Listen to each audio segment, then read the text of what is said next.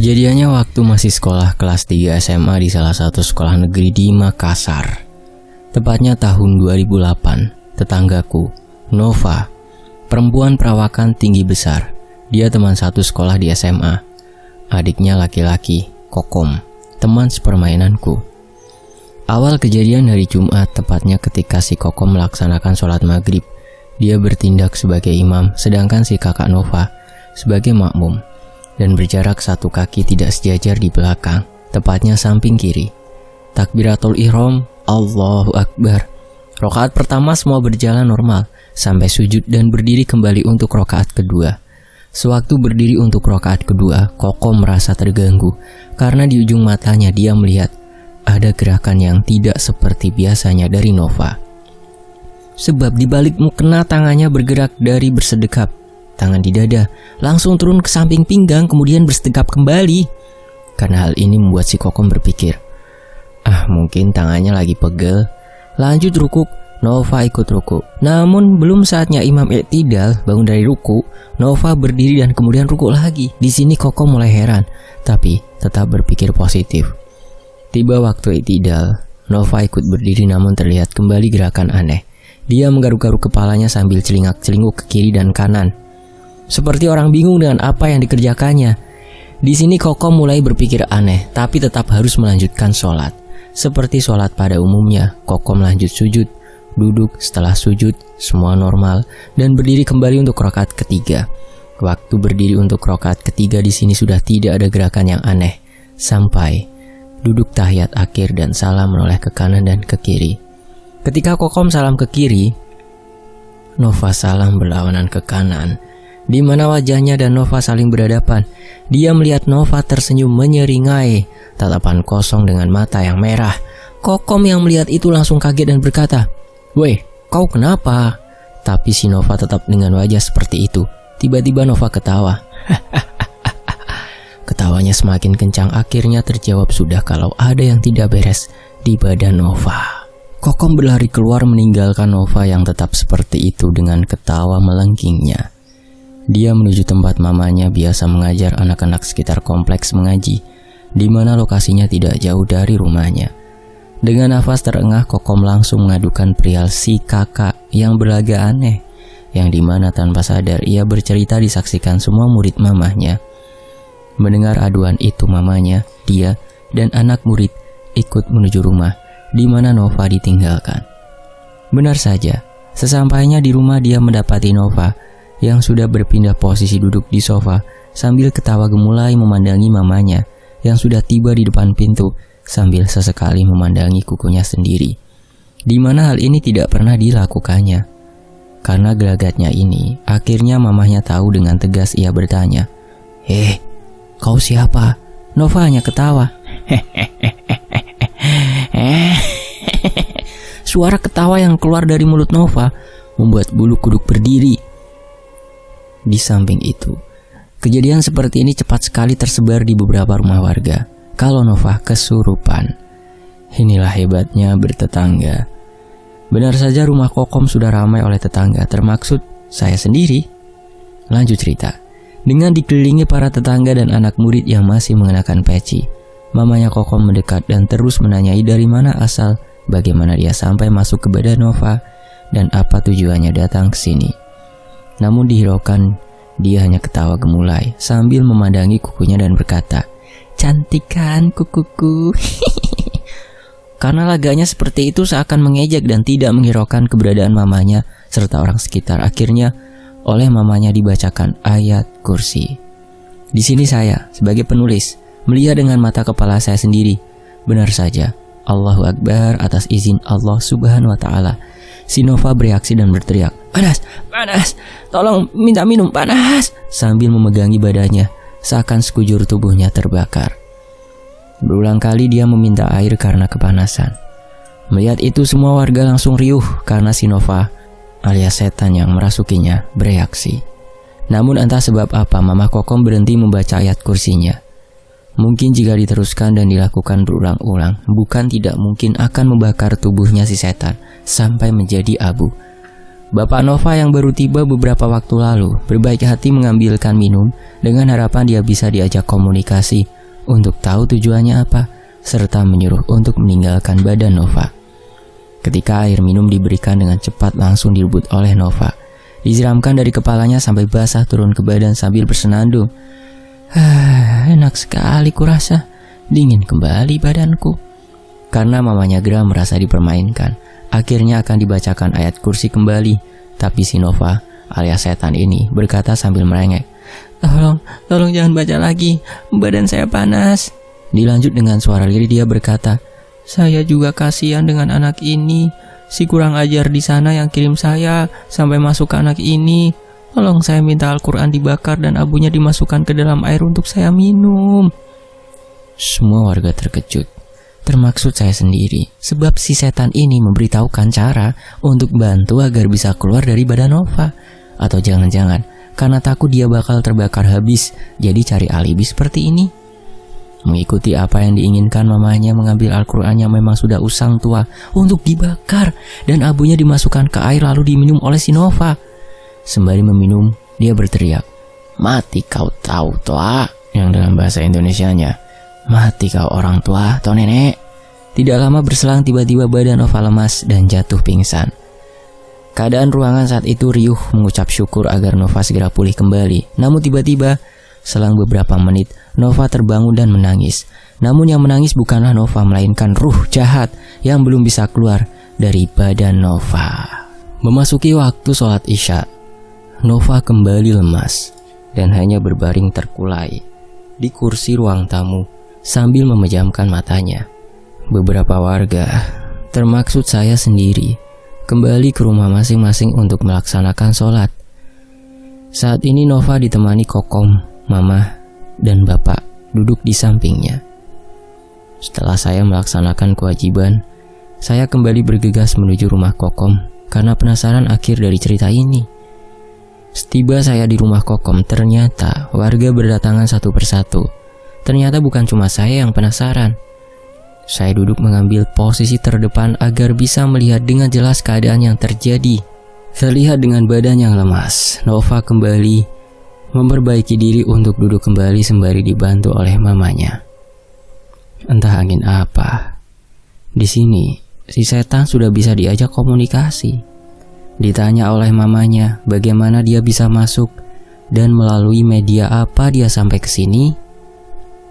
Si Nova yang sudah dirasuki setan langsung bercerita, nenek yang di sana datang ke kuburanku, lalu duduk bersila tepat di depannya. Ditaruhlah 3 helai daun di atas tanah makamku dan menancapkan 3 tusuk kayu tepat di atas daun tersebut sambil dibacakan mantra. Tiba-tiba saya tertarik keluar dan terlempar sampai ke badan Nova. Begitulah ceritanya. Lalu mamanya lanjut bertanya, media penyambung ke badan Nova apa?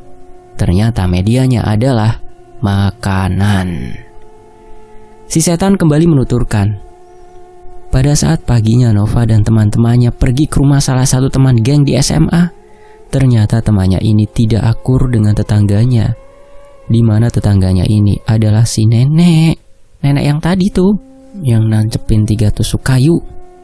Karena si nenek selalu iri jika ada yang bertamu di rumah teman geng yang Nova. Entah iri karena apa, akhirnya oleh si nenek dimasukkanlah jambi-jambi atau mantra ke makanan yang disediakan temannya Nova. Di sini saya masih berpikir bagaimana caranya si nenek memasukkan jambi-jambi atau mantra ke menu makanan teman Nova. Setelah semua makanan tersaji, disantaplah oleh Nova beserta teman-temannya. Setelah dikonfirmasi makanan yang dijambi-jambi itu ternyata masuk makanan pokok, yaitu nasi dan sayur. Jadi dari media ini si setan bisa terhubung dengan Nova. Si nenek memang gila. Sepertinya bukan kali pertama dia melakukannya. Sembari Nova alias setan yang bercerita, salah seorang warga menyarankan untuk memanggil orang pintar dalam tanda kutip untuk datang segera ke sini mengobati Nova. Dengan sigap, si Kokom beranjak dari tempat duduknya menuju keluar rumah. Terdengar suara motor yang dihidupkan perlahan menghilang menjauh dari rumah. Berselang 20 menit, suara motor itu kembali terdengar masuk ke halaman rumah dan perlahan mati. Suara tapak kaki dengan cepat terdengar menuju pintu masuk. Terlihat sosok badan tegap tidak terlalu besar dengan setelan baju kaos biru dan celana pendek hitam. Sosok ini kukenali ternyata benar, dia adalah Om Nonoh. Beliau memang diketahui sering mengobati orang jika itu gangguan sakit non-medis. Terlihat di belakangnya diikuti Kokom yang mengarahkan Om Nonoh untuk menuju ke arah Nova. Sedikit info, Om Nonoh dulunya adalah tetangga kompleks kami. Ia pernah kontrak di salah satu blok di perumahan kami. Namun 5 tahun yang lalu ia pindah kontrakan tidak jauh dari perumahan tempat kami tinggal. Bak pahlawan, ia berjalan di tengah kerumunan warga menuju ke arah Nova. Semua warga terlihat antusias dengan kedatangan Om Nonoh. Begitupun keluarga Nova berharap dengan izin Allah Subhanahu wa Ta'ala melalui Om Nonoh, Nova bisa sembuh. Dengan melewati kerumunan warga, ia sampai tepat berdiri di depan Nova yang sedari tadi duduk sambil bercerita. Seketika Nova yang tadi bercerita berhenti, matanya yang menyala langsung dengan cepat menatap mengarah ke Om Nonoh. Tanpa ragu tantangan itu diterima oleh Om Nonoh. Mata mereka bertemu seakan saling bercengkrama atau saling beradu energi. Perlahan Om Nonoh duduk tepat di depan Nova dengan tatapan yang tak lepas ke arah Nova.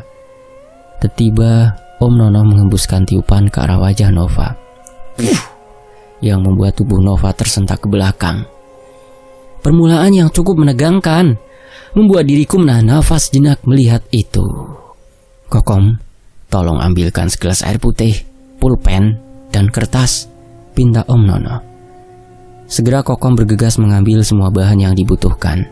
Setelah semua bahan tersedia langsung diletakkan di hadapan Om Nonoh. Kertas pun diambilnya bersama pulpen di tangan.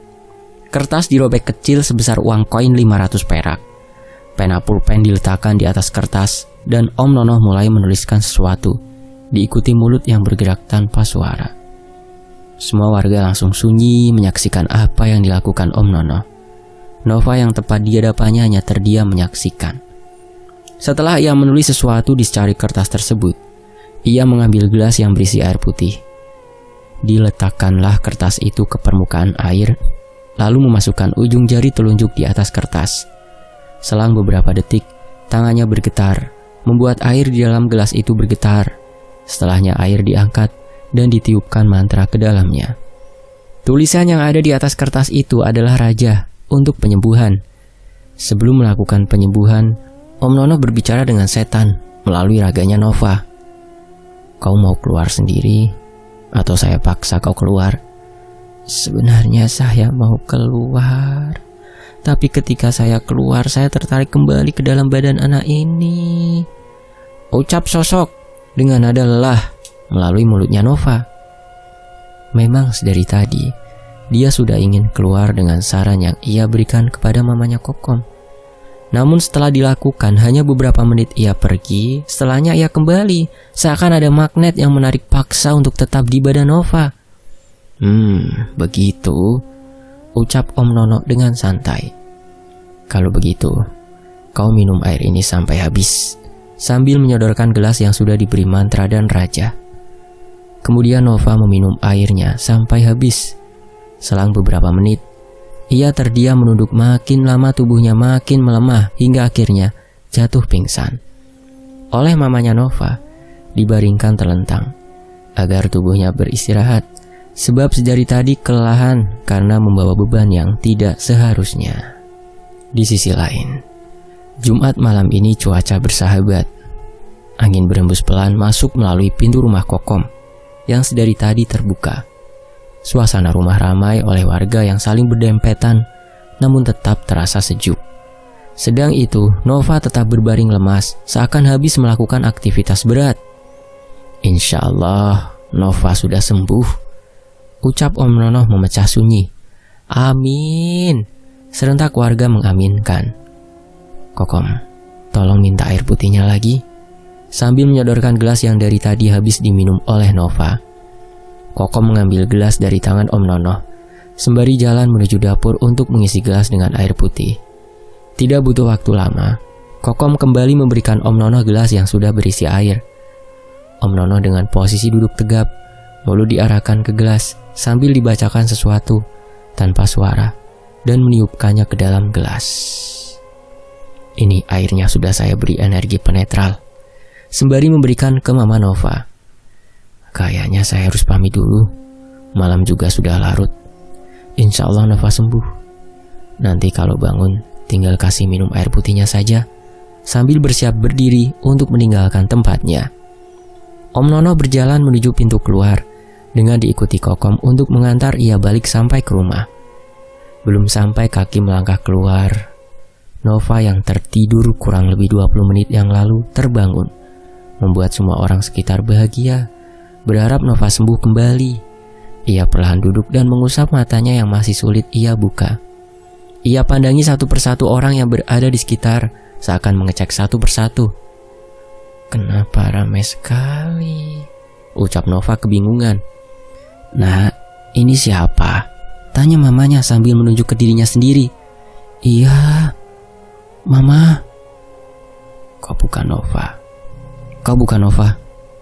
"Saya tahu, jangan bohong," jawab mamanya Nova. Jelas terlihat bukan Nova, karena gelagat yang ia perlihatkan dari cara menjawab yang gemulai dan seringkali melihat kukunya. "Hehehe, iya saya." "Kenapa kau bohong?" tegas Mama Nova. "Saya takut dibakar sambil menunjuk Mama Nova. Om Nono berbalik dan mendekat kembali untuk memastikan semuanya. Benar saja ia bukan Nova. "Kenapa kau kembali?" tanya Om Nono dengan tegas. Suaranya terbata menjawab, Saya sudah pergi tadi, tapi kembali terlempar ke sini lagi." Lanjut dengan nada geram, "Saya juga sudah jengkel dengan orang tua di sana. Kalau saya keluar akan kubunuh dia." Melihat ini saya jadi kasihan sama si setan yang hanya jadi budak, diperalat oleh si nenek tua di sana. Tapi walaupun bagaimana saya tidak boleh percaya sepenuhnya karena dia setan, sebab dia bisa saja berbohong. "Ini, minum dulu." Om Nono memberikan gelas berisi air yang sudah diberi energi. Setelah Nova meminum habis, reaksi yang terlihat ia seakan menahan sakit, seperti ada yang ingin keluar. Nova memuntahkan semua makanan yang ada di perutnya. Benar saja, makanan yang dimuntahkan adalah nasi dan sayur.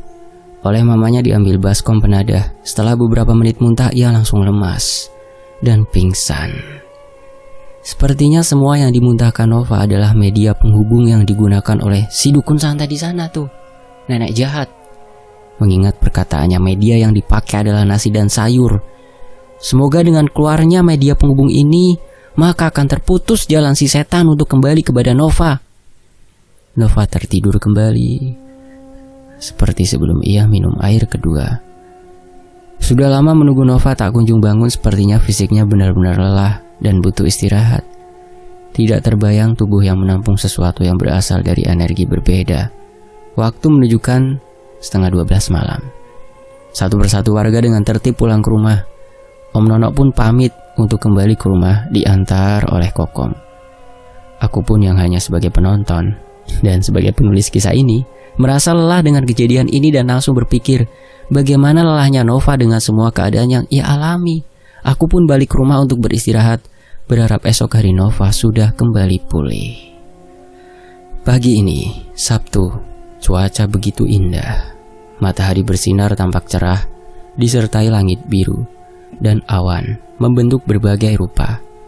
Semilir angin bertiup diikuti deru suara pepohonan yang tumbuh di halaman rumah.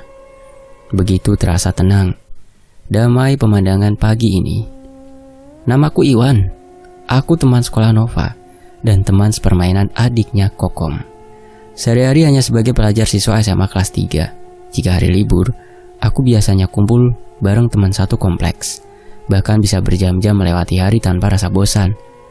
Hari Sabtu dan Minggu untuk anak sekolah sepertiku adalah hari terindah, karena bisa di rumah seharian atau bermain bersama teman. Sabtu ini aku memilih keluar untuk bermain ke rumah teman, ya tepatnya ke rumah Kokom, sekalian melihat keadaan kakaknya Nova yang semalam pingsan dan berharap pagi ini sehat kembali. Kokom, sahutku dari luar pagar rumahnya. "Woi, sini masuk Wan," balas Kokom dari dalam rumah. Aku pun berjalan ke dalam. Tiba di pintu masuk, aku langsung berhadapan dengan sofa ruang tamu, di mana di atasnya ada Nova yang sedang berbaring santai. Tapi kedatanganku tidak membuat dia menoleh untuk sekedar bertegur sapa. "Woi, sini Wan." Anak-anak semua di mana?" "Kurang tahu, mungkin ada di rumah Louis." Louis adalah temanku yang lain di kompleks kami. Terdengar suara langkah kaki dari arah luar menuju pintu masuk rumah Kokom. Ia adalah Om Papirus. Beliau berperawakan tinggi 175 cm dengan kulit sawo matang. Beliau sudah masuk usia senja. "Assalamualaikum." "Waalaikumsalam," jawab kami. "Nah, ini dia, pasti langsung sembuh," gumamku dalam hati. "Masuk Om." Sembari Kokom berdiri langsung menyambut. Ternyata beliau datang sendiri. Kedatangan beliau karena mendengar kabar kalau Nova sakit non-medis. Om Papirus juga sering mengobati warga di sekitar kompleks. Aku sering menyaksikan beliau mengobati dan alhamdulillah langsung sembuh. Seru melihat beliau menyembuhkan karena sebelum disembuhkan setannya dibuat menjerit atau diajak bicara dulu. Seakan beliau paham dengan keadaan Nova. Perlahan beliau melangkah masuk berjalan menuju Nova yang sedari tadi hanya tidur di atas sofa. Tiba tepat di atas kepala Nova. Beliau tanpa basa-basi langsung menjulurkan kepalan tangannya di atas kepala Nova. Iya, kepalan tangannya bukan kosong, tapi ada mustika cincin dengan batu berwarna hijau kebiruan tersemat di jari manisnya. Terlihat biasa, namun jika ditempelkan ke kulit orang yang kerasukan pasti akan langsung menjerit kesakitan. Belum sampai kepalan tangan menyentuh kepala Nova, tiba-tiba, plak! Suara keras itu berasal dari tepisan tangan Nova yang tiba-tiba tersadar namun tetap dalam keadaan berbaring.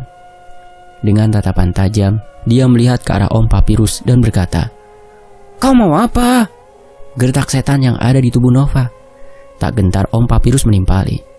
"Kenapa kau ganggu anak ini? Kau mau saya paksa keluar, ha?" "Omong kosong." Nova tertawa seakan mengejek. Lalu pandangan Nova diarahkan ke langit-langit rumah dan perlahan menutup matanya.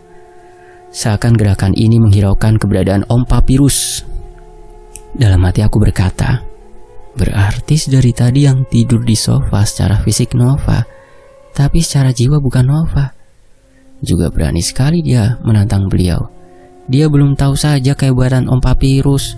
Kurang ajar. Ini, sambil kepalan tangannya yang dihiasi mustika cincin kembali diarahkan ke kepala Nova. Kali ini tanpa perlawanan dari Nova, cincin itu menyentuh kulit kepala, tepatnya di jidat. Blias! Terdengar tipis suara itu ketika menyentuh kulit Nova, namun ajaibnya tidak ada respon sama sekali. Hal ini membuat aku terkejut karena belum pernah terjadi sebelumnya. Terlihat Nova tetap menutup matanya, sambil bibir tersenyum sungging. Hal ini membuat Om Papirus makin emosi. Diletakkannya cincin di beberapa titik bagian tubuh yang biasanya membuat orang yang kerasukan akan menjerit kesakitan. Benar saja itu tidak berpengaruh pada Nova. Sudah, ilmumu tidak kuat untuk tandingi orang yang kirim saya ke sini. Si nenek itu. Beberapa kali dicoba cincin itu tak mampu membuat dia kesakitan. Apa yang membuat hal ini terjadi? Apakah karena yang Nova alami bukan kerasukan pada umumnya, tapi karena kiriman langsung dari seseorang? Atau memang orang yang ada di sana benar-benar sakti hingga dapat menjaga dari jarak jauh roh jahat yang ada di dalam tubuh Nova? Entahlah, nalarku tak sampai ke sana. Mungkin benar adanya Om Papirus menyadari. Akhirnya beliau berhenti dan terdiam sejenak. Terlihat peluh sebesar biji jagung memenuhi dahinya sambil menghela nafas yang panjang. Tanpa sepatah kata, dia berbalik arah menuju pintu keluar. "Assalamualaikum." "Waalaikumsalam," jawabku dan Kokom sambil terdiam menyaksikan kejadian ini. Aku yang menyaksikan kejadian ini hanya terdiam dan saling memandang satu sama lain dengan Kokom. Yakin Kokom pun pasti merasa heran dengan kejadian ini. Di kepalaku dan apa yang biasa kusaksikan, cincin itu sakti. Tapi kenapa di hadapannya Nova seakan cincin itu tidak memiliki daya energi yang kuat? Gila. Sementara itu, "Assalamualaikum." "Waalaikumsalam tante." Iwan, sudah lama Wan?" "Baru tante," jawabku. "Mah, tadi Om Papirus datang ke sini menjenguk Nova sekalian ingin mengobati." Sambil berdiri mengambil belanjaan dari pasar yang dipegang mamanya. "Oh, dia dari sini. Tadi pas turun dari ojek Mama lihat Om Papirus jalan arah menjauh dari rumah menuju lorong sebelah. Jadi bagaimana? Apa dia mengobati Nova? Tadi udah diobati, Ma, tapi keadaannya masih sama. Mamanya terlihat sedih sambil mengarahkan pandangannya ke arah Nova yang sedari tadi hanya berbaring. Di sisi lain, "Woi Iwan, ayo keluar yuk." "Iya yuk, ke rumah Luis aja yuk. Kayaknya anak-anak ada di sana," ajakku pada Kokom. "Oke, ayo." "Mah, aku keluar dulu ya, Mah." Kami beranjak dari tempat duduk menuju pintu keluar, meninggalkan Nova dengan mamahnya yang baru saja tiba dari pasar. Kami bergegas jalan ke rumah Luis. Jarak antara rumah Kokom dan Luis hanya 300 meter. Jadi dengan jalan kaki saja udah bisa sampai. "Luis, Luis," panggil Kokom sembari masuk ke rumah Luis. Luis ini teman sekompleks kami. Dia hanya tinggal berdua dengan ayahnya. Jika Sabtu Minggu ayahnya pergi untuk menemui Mama Luis yang ada di kampung. "Woi, masuk," sambil mengeringkan rambutnya yang basah sehabis mandi. Kami pun masuk ke dalam, tapi hanya mendapati Luis tanpa teman yang lain. Aku dan Kokom duduk bersebelahan diikuti Luis. Kami bercerita ngalor ngidul sampai ke pembahasan Nova, kakaknya Kokom. "Kom, bagaimana keadaannya Nova?" tanya Luis penasaran. "Masih sakit, karena kadang dia terlihat seperti orang berbeda di beberapa kesempatan. Makhluk itu masih ada." Aku yang mendengar jawaban Kokom mengingat kembali kejadian kemarin, di mana media penghubung yang digunakan si dukun itu sudah dimuntahkan oleh Nova. Tapi apakah belum semua dimuntahkan? Masih jadi misteri kenapa dia masih melekat di badan Nova. "Jadi kadang dia bukan Nova?" tanya Luis heran. "Iya. Jadi semalam setelah semua warga pulang itu, ada hal aneh yang mau aku cerita," ucap Kokom dengan wajah serius lanjut bercerita. "Malam itu Nova yang pingsan setelah diobati Om Nono. Aku, bapak, dan warga yang masih ada dibantu mengangkat Nova masuk ke dalam kamar untuk istirahat. Karena aku biasa tidur sendiri, malam itu oleh mamaku disuruh tidur di kamar Nova untuk jaga Nova. Jadi posisinya aku tidur di bawah tepatnya samping kasur, dan mamaku tidur di atas kasur bersampingan dengan Nova. Kami bertiga tidur satu kamar, bapakku tidur sendiri di kamarnya. Sebelum tidur aku beranjak ke teras untuk duduk sambil menikmati pemandangan malam, berharap bisa melepas penat yang terjadi hari ini. Karena malam makin larut, mataku sangat ngantuk, tubuhku sudah sangat lelah. Aku memutuskan masuk ke dalam rumah dan menuju kamar mandi. Setelah bersih-bersih, aku beranjak menuju kamar Nova. Suasana agak gelap, namun masih bisa melihat letak barang dan lainnya karena sinar lampu dari teras rumah masuk menerangi ruang kamar kami. Aku melihat sudah ada Mama dan Nova tidur pulas di atas kasur. Aku jalan menuju sisi kanan kasur Nova, tempat aku akan tidur. Di sana sudah ada kasur dengan ukuran cukup untuk satu orang. Aku berbaring di atas kasur. Rasanya nyaman sekali. Tulang belakangku yang sudah lama ingin kuluruskan akhirnya terjadi. Kuhela nafas panjang sambil memandangi langit-langit di atasku. Udara dingin malam itu perlahan menutup mataku, lelap dan gelap. Udara semakin dingin membuatku terbangun untuk buang air kecil. Aku melihat ke arah jam. Waktu tepat menunjuk arah jam 3 pagi. Aku bangun dari tempat tidur. Sebelum bangun, aku duduk untuk mengembalikan kekuatan. Aku menoleh ke kiri, di mana posisi kasur berada.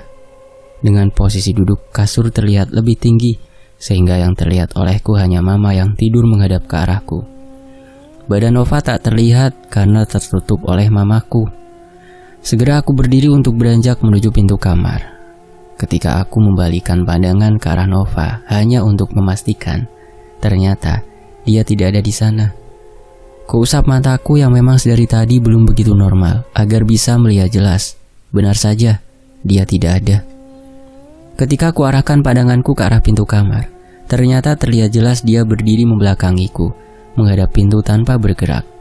"Nova, Nova," panggilku dengan suara pelan agar tak membangunkan mamahku. Nova, Nova."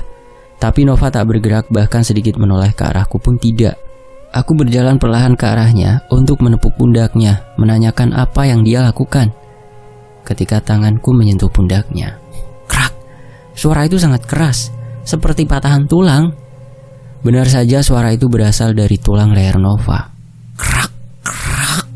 Kepalanya berputar 180 derajat hingga wajahnya tepat di hadapanku, sementara badannya tetap menghadap pintu. Terlihat tatapan kosong, lalu tertawa. Sial, suara ketawa itu melengking, menusuk masuk ke telingaku. Sakit. Kutarik tanganku, tapi tak bisa kulepas dari pundaknya. Dingin merasuk seluruh badanku. Jantungku berdetak kencang. Aliran darahku begitu cepat, dan keringat di wajahku menetes dengan deras. "Ma, tolong, tolong, Mama, bangun." Badanku tak bisa kugerakkan. Teriakanku tenggelam, tak didengar oleh mamaku. Allahu Akbar. Wak. Badanku tersentak. Kuatur nafas dan melihat di sekitarku. Kudapati diriku masih dalam keadaan terlentang di atas kasur, menghadap ke langit-langit kamar. Aku lihat jam menunjuk pukul jam 3 pagi. Nafasku tak beraturan. Bajuku setengah basah karena keringat. Kuperhatikan di samping kiriku ada mama tertidur pulas. Ternyata tadi hanya mimpi. Aku langsung duduk untuk menenangkan diri. Posisi yang hanya bisa melihat mama tanpa bisa melihat Nova di belakangnya. Sedikit kudongak kepalaku ke atas untuk melihat keadaan Nova. Samar ketika kulihat. Astaga, benar saja.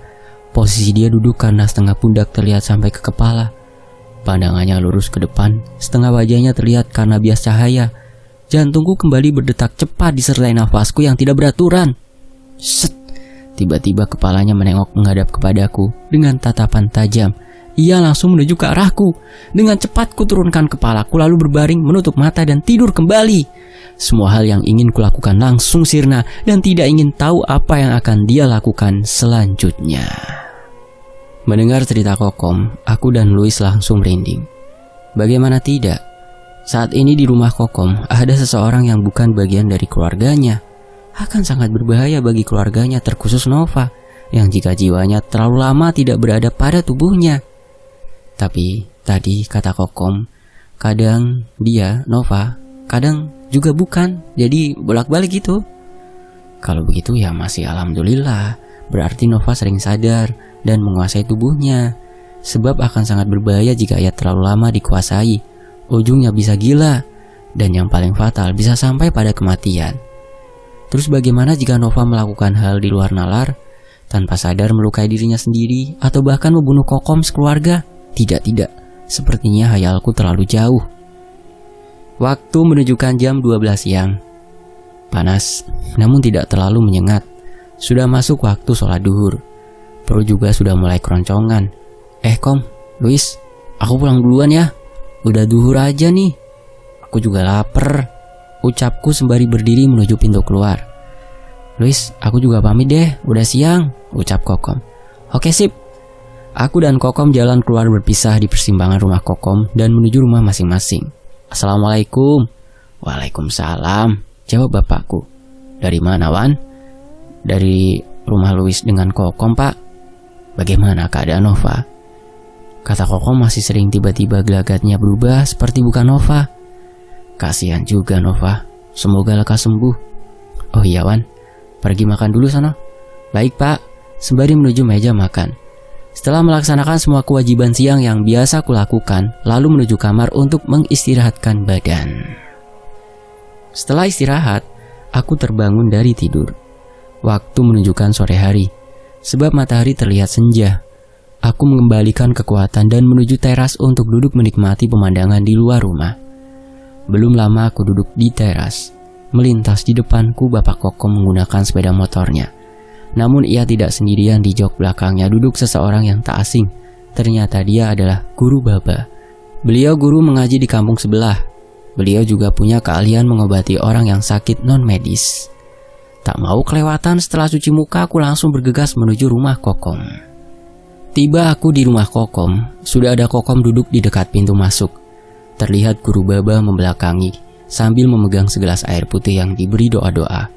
Terlihat juga di depan Guru Baba, Nova yang duduk sambil ditemani bapak dan mamahnya di samping kiri dan kanannya. Wan, sini masuk, ucap Kokom sembari memberiku ruang di sampingnya untuk duduk. Bagaimana Kom? Nova udah diobati sama guru Baba. Dengan nada pelan sambil duduk di samping Kokom, aku bertanya. Belum, guru Baba baru mau mulai. Setelah air dibacakan doa, diberikan kepada Nova untuk diminum. Di sini aku melihat Nova hanya terdiam dan mengikuti arahan untuk meminum air dari guru Baba. Air pun diminum oleh Nova, namun menyisakan setengah gelas. Guru Baba meminta Kokom untuk diambilkan minyak sebagai media untuk mengurut punggung Nova. Kokom berdiri mengambil minyak urut yang tidak jauh dari tempat kami duduk dan diberikan kepada guru Baba. Nova membelakangi guru Baba. Minyak yang tadi kemudian dioleskan ke punggung Nova. Setelah seluruh punggung dilapisi minyak, guru Baba meletakkan telapak tangannya, membuat badan Nova sedikit tersentak ke depan. Setelah diperhatikan, ternyata di jari manis guru Baba terlihat lingkaran cincin, di mana mata cincinnya diputar mengarah ke punggung Nova. Gerakan menggosok guru Baba dari bawah ke atas dilakukan berulang-ulang. Tubuh Nova juga berulang kali tersentak ke depan. Beberapa saat kemudian, terlihat seperti orang muntah, namun tidak terlihat dia memuntahkan sesuatu. Guru Baba melakukan ini selama 15 menit. Setelahnya beliau berhenti dan menurunkan baju Nova. Lalu Nova memutar badan menghadap guru Baba. Oleh guru Baba diusapkan minyak urut di dahi, kedua tangan dan kakinya. Setelah itu gerakan yang sama dilakukan guru Baba menggosok dengan telapak tangan. Raut wajah Nova agak mengkerut, seakan ada sedikit sakit yang dia rasakan. Nak, bagaimana perasaanmu sekarang? Tanya guru Baba. Rasanya kayak kesetrum. Saya juga langsung capek guru, jawab Nova. Melihat ini aku bersyukur karena Nova sudah bisa diajak komunikasi. Lebih bersyukur lagi karena yang bicara Nova, bukan si setan. Setelah semua bagian tubuh yang dioles minyak sudah diurut, guru Baba berhenti, lalu mengambil gelas yang berisi sisa air yang tidak habis diminum Nova. Lalu diusapkan air itu ke wajah serta ubun-ubun Nova. Oleh bapaknya dan Kokom, Nova dipapah masuk ke dalam kamar untuk beristirahat. Insya Allah sesudah ini Nova baikan, ucap guru Baba sambil membersihkan tangannya dengan tisu. Iya guru, kasihan juga lihat anakku sudah beberapa hari begini, ucap mamanya. Guru Baba pun beranjak dari tempat duduknya dan pamit pulang kembali ke rumah. Terima kasih guru. Kokom antar dulu guru Baba pulang ke rumahnya, perintah mamahnya. Iya mah, jawab Kokom. Kokom yang berada di dalam kamar Nova keluar lalu bergegas menuju motor, diikuti guru Baba duduk di belakangnya. Assalamualaikum. Waalaikumsalam, terima kasih guru. Iwan, sini masuk ke dalam, ajak mama Kokom sembari masuk menuju rumah. Iya tante, makasih. Melihat kejadian tadi hanya berharap semua kembali seperti semula. Aku pun berjalan menuju pintu pagar untuk pulang ke rumah. Dalam perjalanan pulang ke rumah, aku ketemu Raya, tetangga dekat rumah, perempuan teman sepermainan Nova. Raya, mau kemana? Mau ke rumah Nova? Kau dari mana? Dari rumah Nova. Aku duluan ya, sambil Raya berlalu. Seperti hari biasa, memasuki waktu malam, aku keluar rumah menuju tempat di mana kami biasa berkumpul. Di sana sudah ada teman yang lain, salah satunya Kokom. Kami menikmati malam bernyanyi dengan gitar, minum kopi, dan saling bercengkrama tentang apapun. Aku berjalan duduk di dekat Kokom. Kokom, jadi malam ini kau tidur lagi di kamar Nova? Hari ini tidak, karena tadi sore Raya datang, katanya mau bermalam untuk temani Nova malam ini. Bagaimana keadaan Nova sekarang? Tanyaku kembali. Sudah seperti Nova yang biasanya, cuma sering terlihat capek.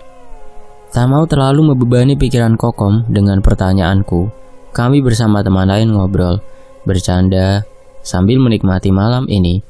Di mana malam ini suasana langit begitu cerah, bintang dan bulan terlihat terang. Tak terasa waktu berlalu begitu cepat. Sekarang tepat jam 12 malam. Kami dengan sadar membuarkan diri untuk kembali pulang ke rumah masing-masing. Kukuruyu. Minggu pagi, cahaya matahari masuk melalui celah ventilasi udara, membuat ruangan kamar hangat dan terang karena keindahan cahayanya. Aku pun bersegera bangun pagi untuk aktivitas seperti biasanya, bergegas mandi dan bersih-bersih. Tepat waktu jam 10 pagi, aku berdiri depan pintu, hanya sekedar ingin melihat keadaan sekitar rumah. Belum lama aku berdiri, Kokom berjalan dari arah rumah Raya. "Kokom, dari mana?"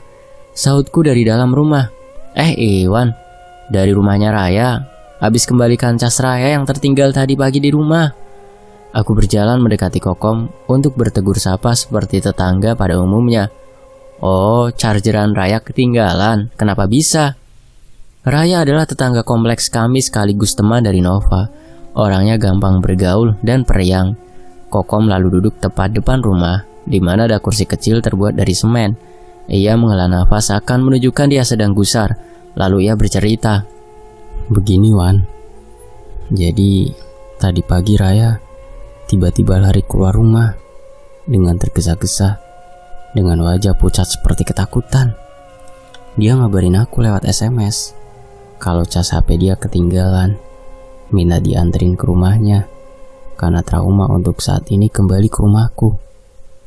Makin penasaran aku fokus memperhatikan. Jadi tadi aku ke rumah Raya untuk mengembalikan cas HP-nya, sekaligus menanyakan tentang kata-katanya yang trauma kembali ke rumah. Lalu Raya bercerita, karena khawatir dengan keadaan Nova, aku ingin berkunjung untuk menjenguk sekaligus menghibur untuk memberi semangat. Jadi kemarin sewaktu tiba di rumah Nova, aku langsung masuk ke dalam, kata Raya. "Assalamualaikum." "Waalaikumsalam." Raya, sini masuk nak," sambut si bapak. "Nova ada om?" "Ada nak, di dalam sama mamahnya." Berjalan menuju kamar Nova. Di sana sudah ada Nova berbaring sambil kakinya dipijit oleh mama. "Raya, sini masuk nak." "Nova, itu ada Raya datang." "Papa, tante, biar Nova istirahat dulu." Nova lalu bangun dari tidurnya untuk duduk di ujung kasur bersama mamahmu Kom. Dia menepuk kasur seakan mengajak aku untuk duduk di sampingnya. "Bagaimana keadaanmu Nov?" tanyaku. "Masih agak pusing, tapi sekarang udah lumayan enak." "Iya nak Raya, alhamdulillah, makanya sudah mulai membaik," ucap mama Nova.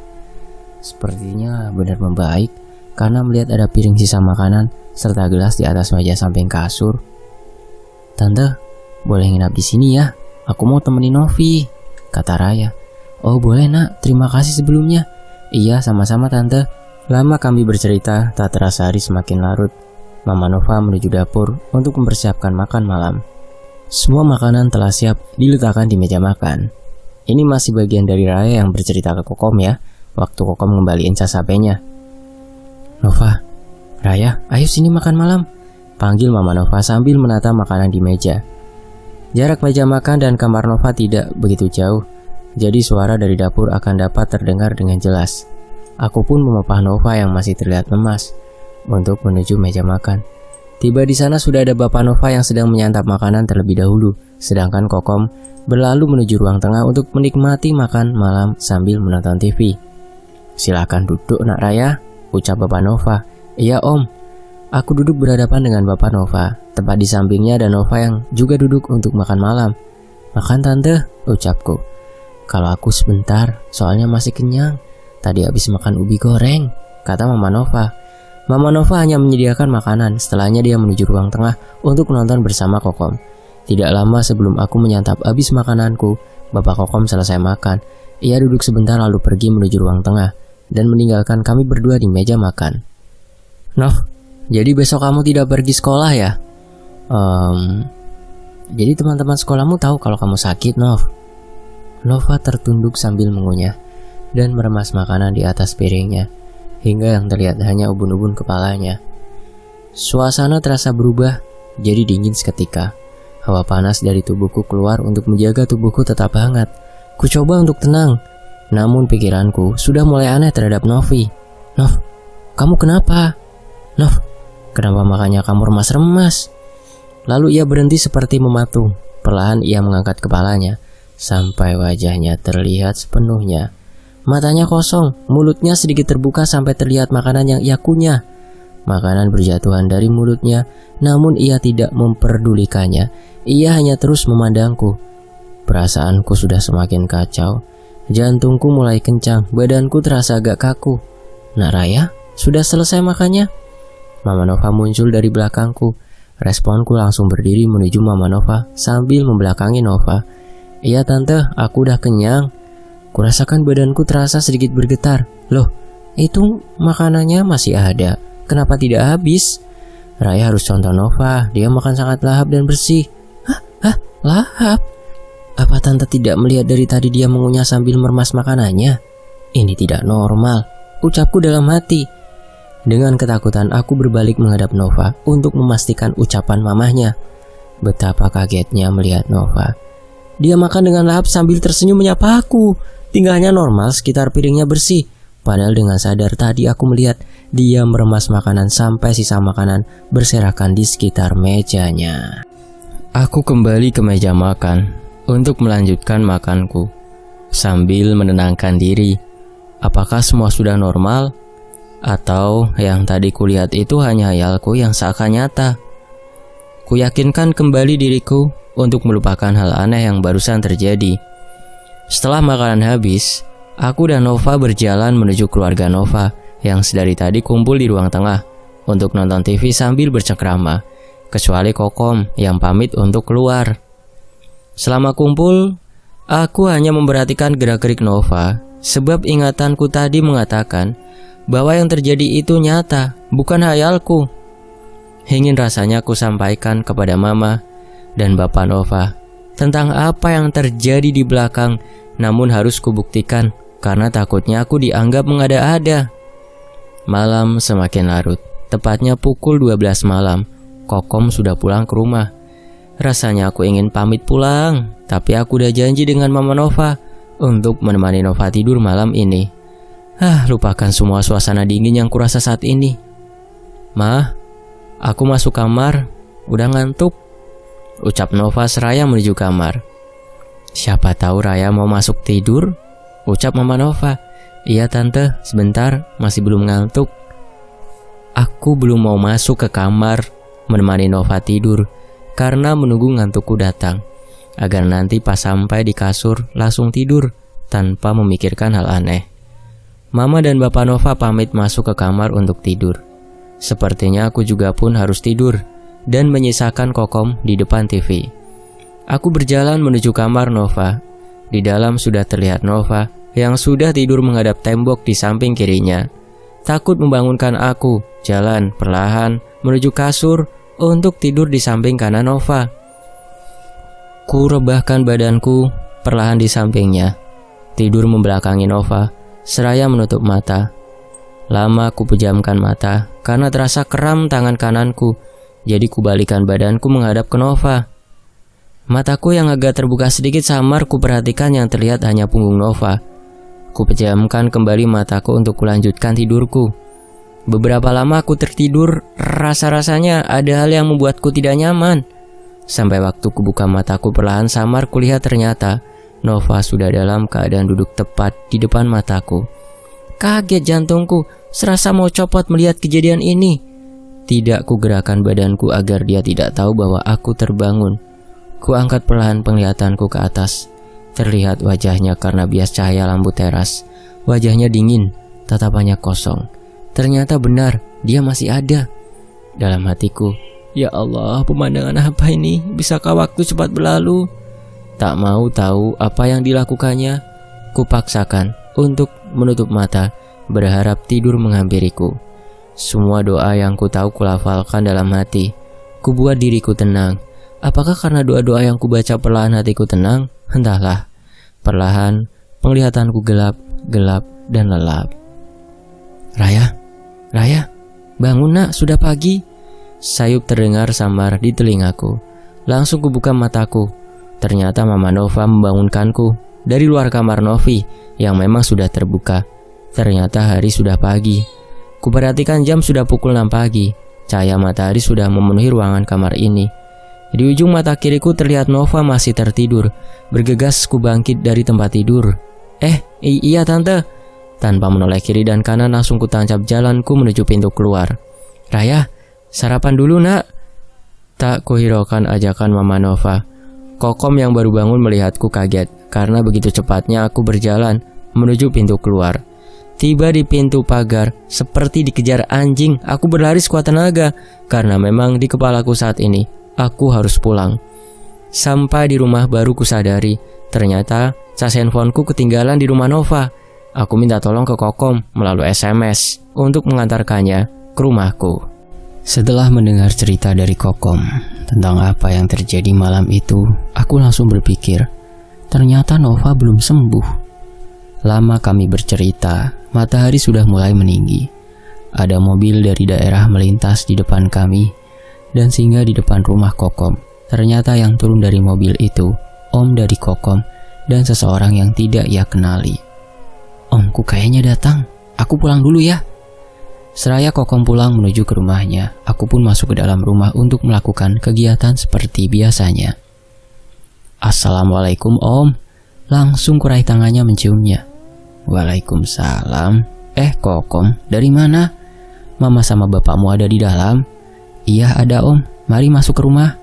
Sembari mengantar masuk omku ke dalam rumah, aku terus berpikir siapa paman dengan peci hitam yang ada di sebelahnya. Umurnya tidak jauh beda dengan omku, mungkin keluarga jauh, pikirku.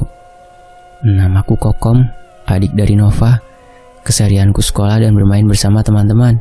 Namun akhir-akhir ini hariku terasa berbeda karena sesuatu mengganggu keluargaku. Assalamualaikum mama, bapak, ini ada om Raga datang. Om Raga adalah sepupu dari bapakku. Ia tinggal di satu daerah di Sulawesi Selatan. Jaraknya dari Makassar sekitar lebih kurang 4-5 jam perjalanan darat. Waalaikumsalam. Masya Allah.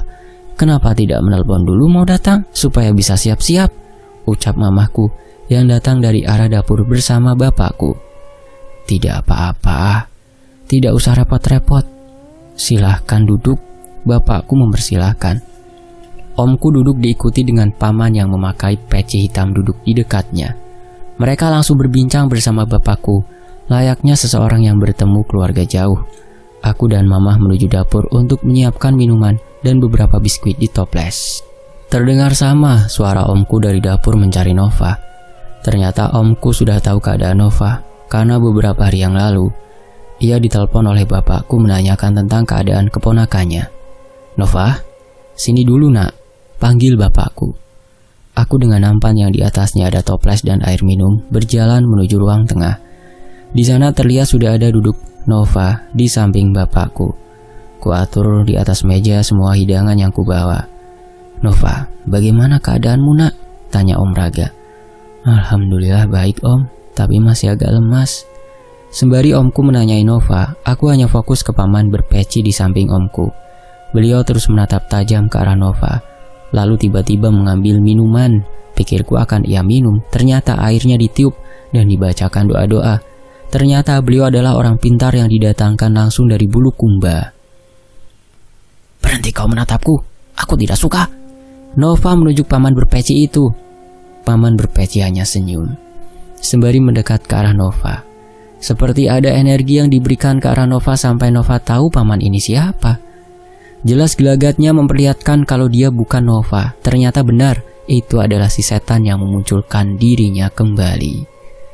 Ternyata dugaanku benar, sebab apa yang kulihat malam itu, dan juga benar yang dikatakan Raya, dia masih ada.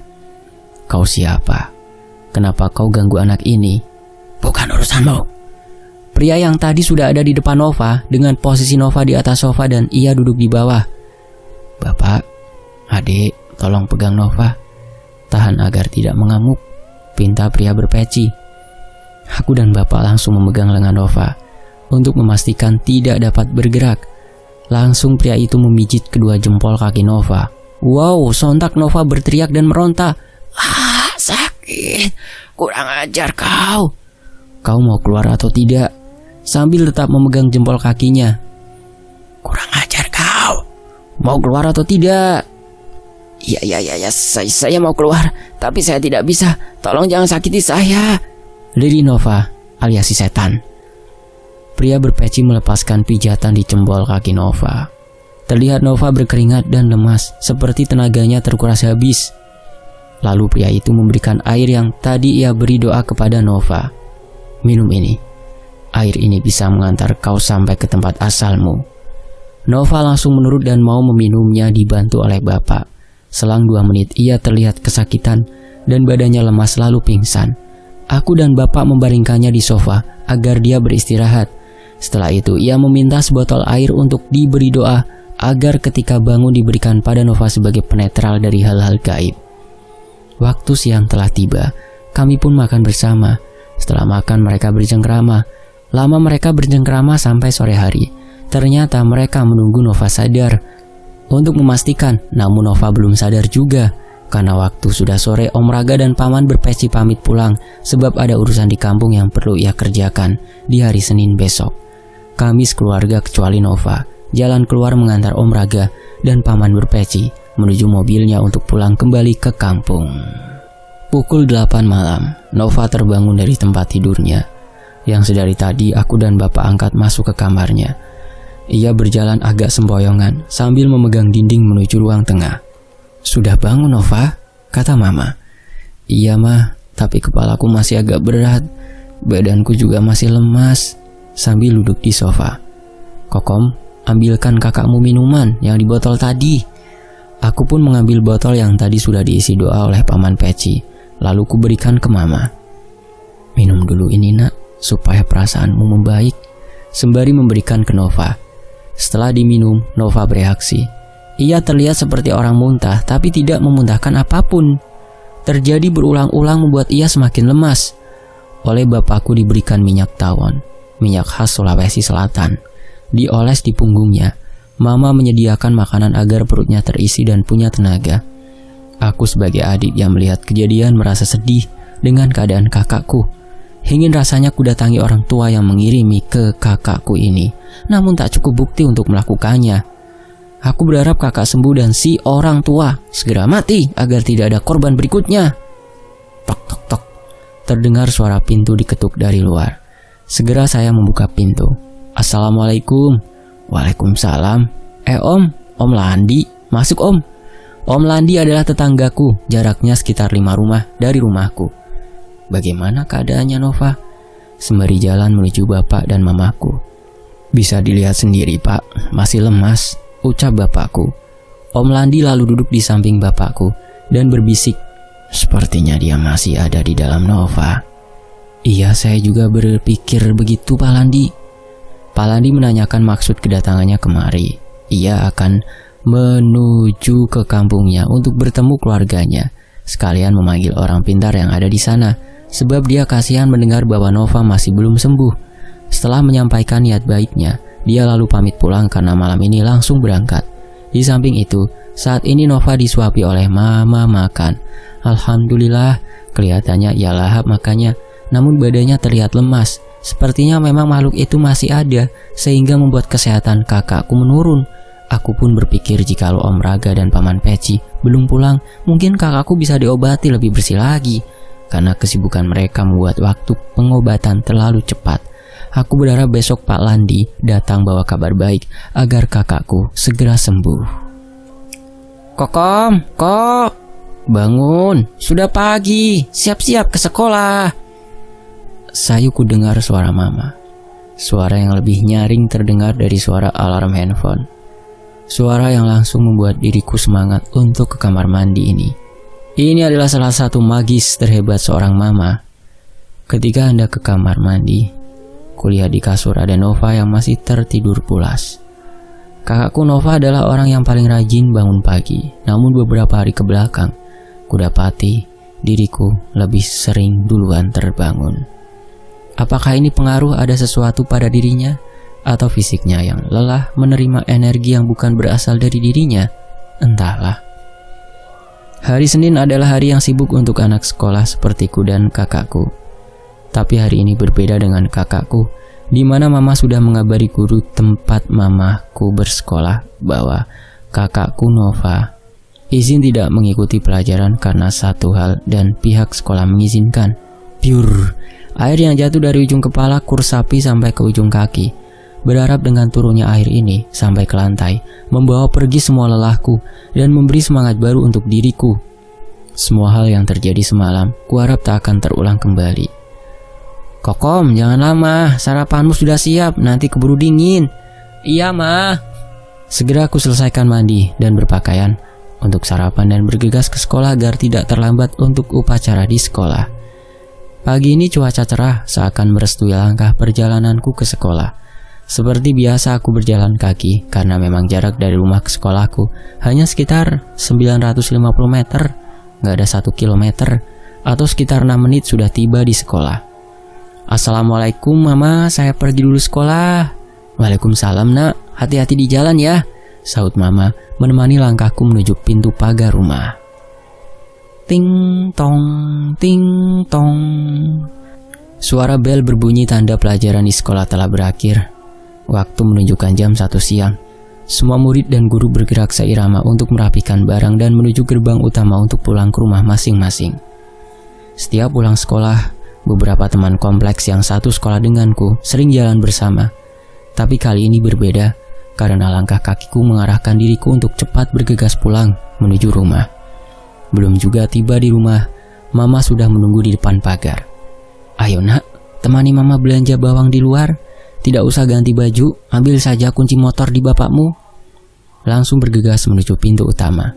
Begitu masuk ruang tamu untuk mengambil kunci motor, ternyata sudah ada bapak, Pak Andis, dan seseorang yang tak aku kenali berada di sampingnya. Laki-laki tidak terlalu tua, perawakannya cukup tinggi, mengenakan batik gelap dan celana coklat. Assalamualaikum. Waalaikumsalam. Kokom baru pulang sekolah? Iya om, sambil menyalami tangan Pak Landis dan lelaki di sampingnya. Pak, ada kunci motor. Mau antar mama belanja pak? Iya, ada di atas TV kom. Sementara itu kudapati Nova duduk di kursi berbeda di ruang tamu. Tanpa sepatah kata, matanya tajam menatap lurus ke laki-laki yang duduk di samping Pak Landis. Melihat kejadian itu membuat diriku penasaran, apakah ini seseorang yang dijanjikan oleh Pak Landis untuk datang mengobati kakakku? Tak kuhiraukan kejadian ini, aku bergegas menuju mama untuk mengantarnya belanja. Ayo mah, naik. Brum. Kita belanja di depan kompleks aja. Di sana ada pedagang sayur langganan mama, kata mama. Setiba di pedagang sayur langganan mama, aku hanya parkir dan menunggu di motor. Jarak parkirku dan tempat dagangan tidak terlalu jauh, jadi masih terdengar percakapan mama dan penjual. Bu Arsi, ada yang bisa saya bantu? Iya bu. Ada bawang tunggal? Iya ada bu. Tapi untuk siapa? Siapa yang sakit? Anak saya sakit sudah beberapa hari. Ini bawangnya bu, tidak usah bayar. Semoga anaknya lekas sembuh ya. Dalam perjalanan ku pertanyakan tentang pembicaraan mamah tadi dengan pedagang sayur. Mama, bawang tunggal untuk apa mah? Dulu oleh orang tua kita sering digunakan untuk pengobatan non medis. Bahkan sekarang pun masih digunakan.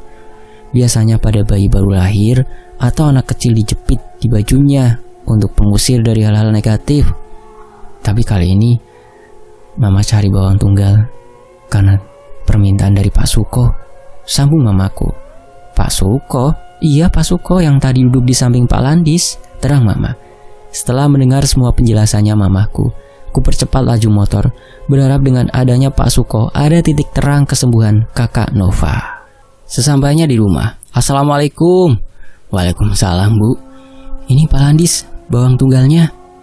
Langsung diterima Pak Landis dan diberikan kepada Pak Suko, yang sementara meramu sesuatu di atas meja menggunakan wadah mangkuk. Kulihat di meja sudah ada beberapa bahan yang dia bawa langsung dari kampung. Sembari meracik, aku perhatikan mulutnya terus berkomat kamit seperti melafalkan mantra. Segera aku menuju kamar untuk ganti baju agar dapat membantu Pak Suko jika satu waktu dibutuhkan. Sebelum masuk kamar, kulihat kakak Nova masih dengan gaya yang sama, menatap tajam ke Pak Suko. Pasti ini bukan Kak Nova, ucapku dalam hati sambil berlalu melewatinya. Setelah memilih pakaian yang pas, aku langsung menuju ke ruang tengah, tempat semua berkumpul.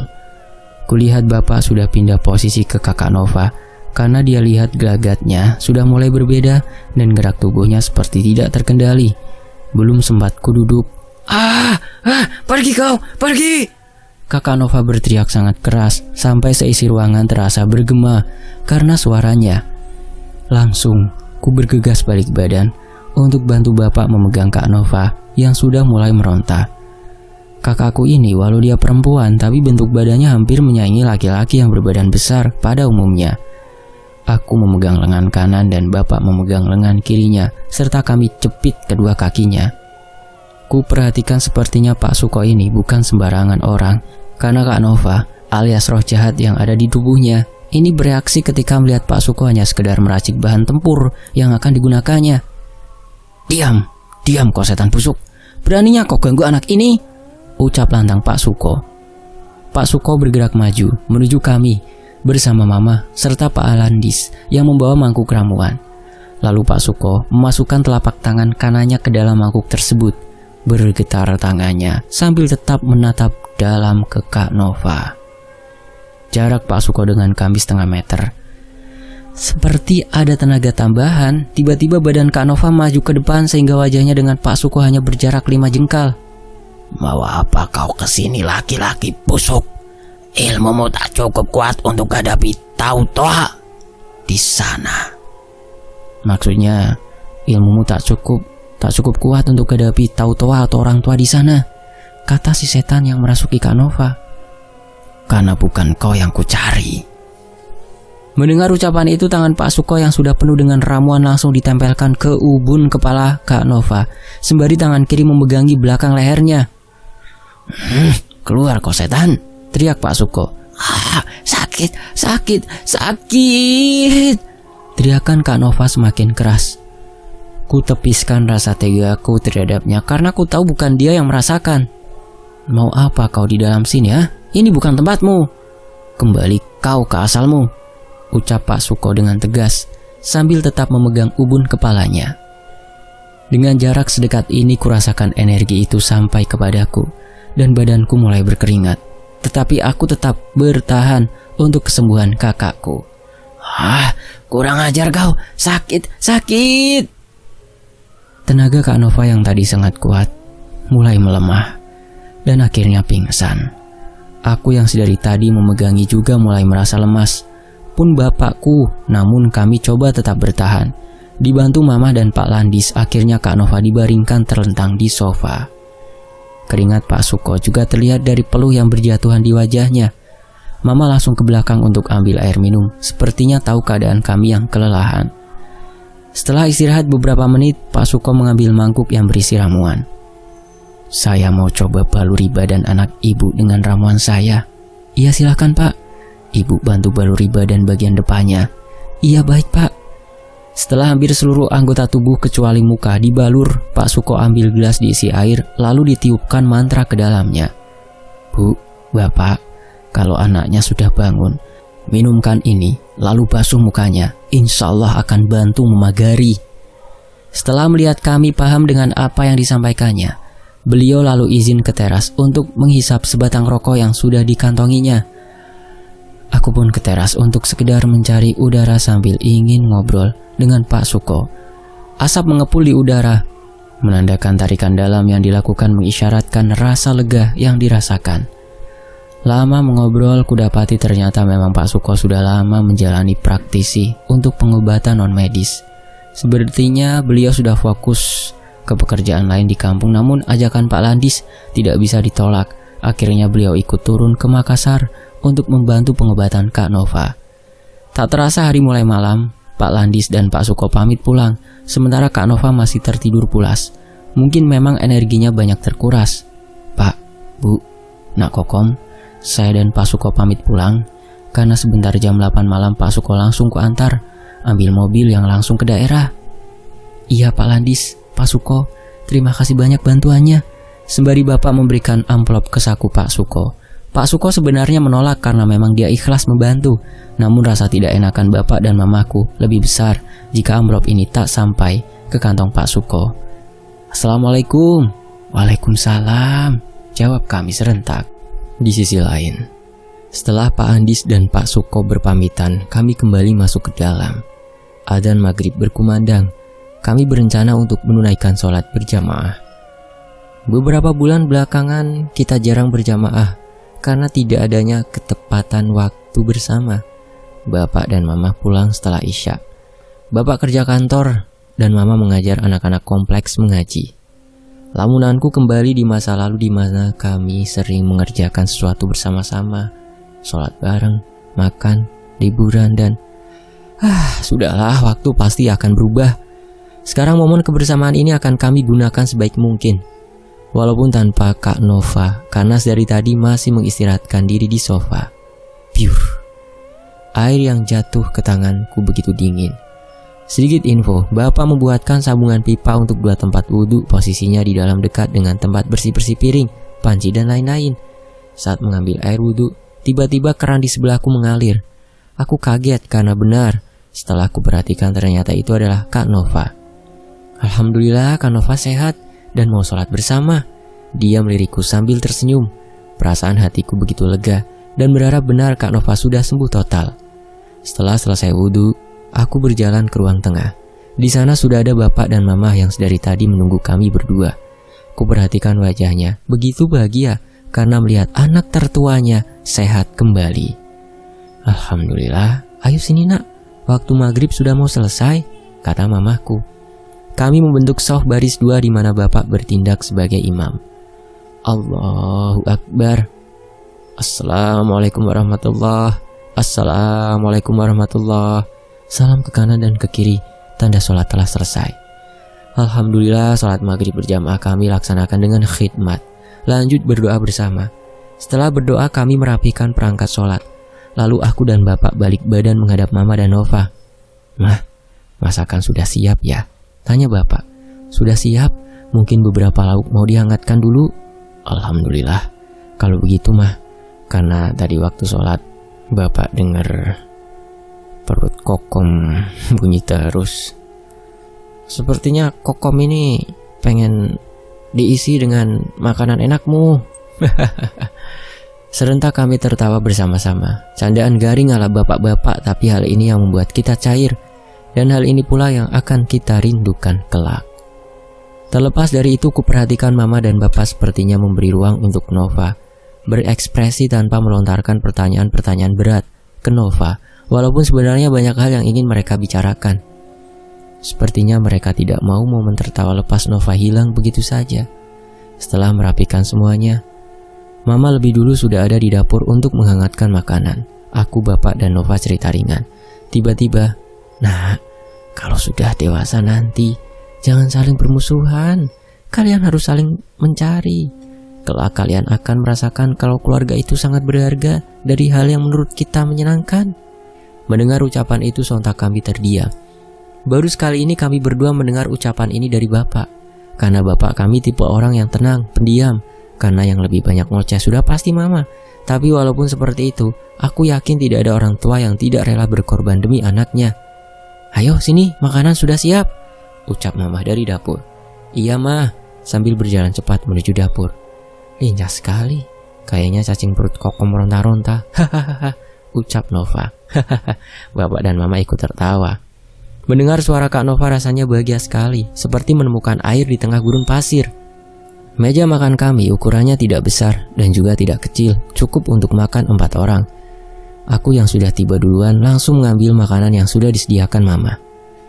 "Pelan-pelan kokom, masih panas," saut mama yang masih merapikan makanan. Bapak dan Nova tiba di meja makan. Mereka duduk bersampingan dan aku berhadapan dengan bapak. "Mah, ayo ikut duduk makan dulu." "Tidak usah terlalu rapi, biar saja begitu," ucap bapak. "Nggak usah di samping kokom, sini mah samping bapak," ucap Nova sambil berdiri membuka kursi untuk diduduki. "Nggak usah, aku di samping kokom aja." "Ayo sini sayang, dekat dengan papa," rayu bapak. Hahaha, tawa kami kembali lepas. Lalu ku perhatikan sekitar, terlihat makanan yang sederhana tersedia di atas meja. Peralatan makanan yang tidak mewah. Bapak, mama, dan Kak Nova semua terlihat bahagia seperti kejadian kemarin itu. Tidak ada. Momen ini membuatku terharu. Berharap ini tetap terjaga karena momen ini sangat mahal dan tak ternilai harganya.